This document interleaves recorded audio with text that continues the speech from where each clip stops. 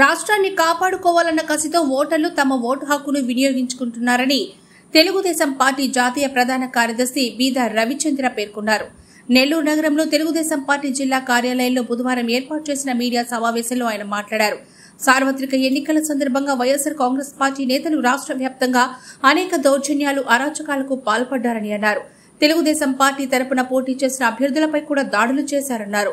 నెల్లూరు జిల్లాతో పాటు కొన్ని ప్రాంతాల్లో పోలీసు యంత్రాంగం అధికార పార్టీకి అనుకూలంగా పనిచేశారని విమర్శించారు. జిల్లా ఎస్పీ తగిన ఆదేశాలు జారీ చేస్తున్న గూడూరు నియోజకవర్గానికి సంబంధించి కొంతమంది పోలీసులు సరిగ్గా వ్యవహరించలేదని విమర్శించారు. అల్లూరు, బీరంగుంటతో పాటు కావలి, ఉదయగిరిలో కూడా ఇదే పరిస్థితి నెలకొందన్నారు. అంగల్లో ఘటన రాళ్లు దాడి చేసి మా మీద హత్యాయత్నం చేసి తెలుగుదేశం పార్టీ నాయకులు, కార్యకర్తలు 400 మంది 1.5 నెల ఊళ్ళల్లో లేకుండా చేశారు. అంటే ఇలా పోలీసింగ్, ముఖ్యమంత్రి జగన్మోహన్ రెడ్డి పాలనలో ఇలా పోలీసింగ్, వీళ్ళు పోలీస్ చర్యల గురించి మాట్లాడుతున్నారు. మాచర్ల ఎన్నికల అబ్జర్వర్ల మీద దాడి చేశారు. స్థానిక సంస్థల ఎన్నికల్లో కార్లు పగలగొట్టారు. ఈరోజు అభ్యర్థుల మీద హత్యాయత్నం చేశారు. వీటన్నిటి గురించి మాట్లాడుతున్నారు. ఎన్నికల కమిషన్, అదేవిధంగా అధికార యంత్రాంగానికి మాకు నష్టం జరిగినా, మా నాయకులు, కార్యకర్తలు ఇబ్బంది పడ్డా సాధ్యమైనంత మేరకు ఎన్నికలు సజావుగా జరిగేందుకు ప్రయత్నించినటువంటి అధికార యంత్రాంగానికి అంతా కూడా తెలుగుదేశం పార్టీ తరఫున కృతజ్ఞతలు తెలియజేస్తూ, అదేవిధంగా జనసేన పార్టీ, భారతీయ జనతా పార్టీ ఈ ఎన్నికల్లో కూటమి ఎవరు పోటీ చేశారా, ఏ పార్టీ అక్కడ పోటీలో ఉందనేది లేకుండా ఒకరికొకరు సహకరించి కూటమి విజయమే ధ్యేయంగా పనిచేసినటువంటి ఇరు పార్టీల నేతలకి, కార్యకర్తలందరూ కూడా ధన్యవాదాలు తెలియజేస్తూ, ప్రజలు ఓటింగ్ సరళి చూశారు. కసిగా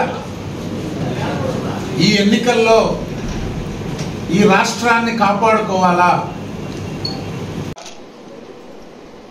రణరంగంలో అధికార పార్టీ ప్రలోభాలు, ఒత్తిళ్లు, దౌర్జన్యాలు, అరాచకాలని ఎప్పటికప్పుడు మీడియా మిత్రులు, ప్రజల దుశ్చరాలు విచ్చలవిడిగా ప్రవర్తించినటువంటి ముఖ్యమంత్రి దగ్గర నుంచి కింద వార్డు స్థాయి నాయకత్వం, వైకాపా నాయకత్వం, ఈ రాష్ట్రంలో పోలీస్, రెవెన్యూ ఎన్నికల కోడ్ వచ్చాక, ఎన్నికల షెడ్యూల్ విడుదలవక ముందే, ఎన్నికల 6 నెలల సమయం ఉందన్నప్పుడే అధికారులు కొంత జాగ్రత్త పడతారు. ఇది ఎవరు అధికారంలో ఉన్నా, ఎవరు ముఖ్యమంత్రి ఉన్నా, ఏ పార్టీ అధికారంలో ఉన్నా ఎన్నికలకు 6 నెలల ముందు అధికారులు పనిచేస్తారు. ఎన్నికల కమిషన్ ఆదేశించిన, వార్నింగ్ ఇచ్చిన, అధికారుల్ని మార్పులు చేసిన ఈ దఫా ఎన్నిక గతంలో మీరు చూస్తే మాకు ఎంత డబ్బులు ఇస్తారు అని అడిగేవాళ్ళు. ఈ రోజు మా బిడ్డలకు ఉద్యోగాలు ఎవరు ఇస్తారు అని అడుగుతున్నారు. అది మహిళల్లో ఉంది. ఎందుకంటే షీఈ్ అన్ అడ్మినిస్ట్రేటర్.